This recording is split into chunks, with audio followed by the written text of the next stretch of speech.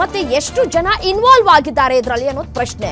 ಈವರೆಗೆ ನಿಜ ಅಪರಾಧಿಗಳನ್ನ ಅರೆಸ್ಟ್ ಮಾಡಿಲ್ಲ, ಅಮಾಯಕರನ್ನ ಕರೆದುಕೊಂಡು ಬಂದಿದ್ದಾರೆ ಅನ್ನುವಂತಹ ಗಂಭೀರ ಆರೋಪ ಕೇಳಿ ಬರ್ತಾ ಇದೆ. ಮಿನಿಸ್ಟರ್ ಜೊತೆ ಸಂಧಾನಕ್ಕೆ ಪ್ರಯತ್ನವನ್ನ ಮಾಡ್ತಾ ಇದ್ದಾರೆ.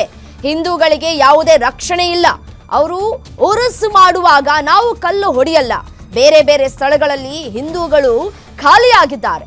ಈಗ ಜೆ ನಗರದಲ್ಲೂ ಖಾಲಿ ಮಾಡಿಸುವ ಹುನ್ನಾರವನ್ನ ಮಾಡಲಾಗ್ತಾ ಇದೆ.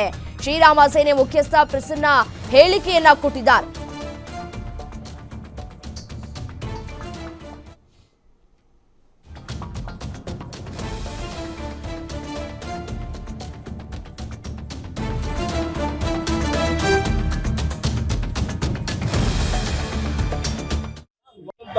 ಕಲ್ಲೆಸ್ತಿರೋದು ಯಾರನ್ನ ತಂದು ಕೂರಿಸಿದಿರ ಒಳಗಡೆ?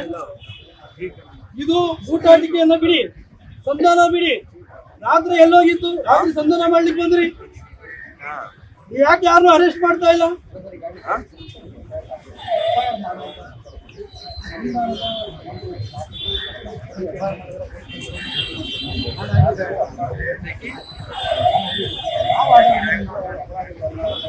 ನೋಡಿ ಸರ್, ಈ ರಾತ್ರಿ ಇಷ್ಟು ಬೇಗ ಸರಿ ಅವರೇ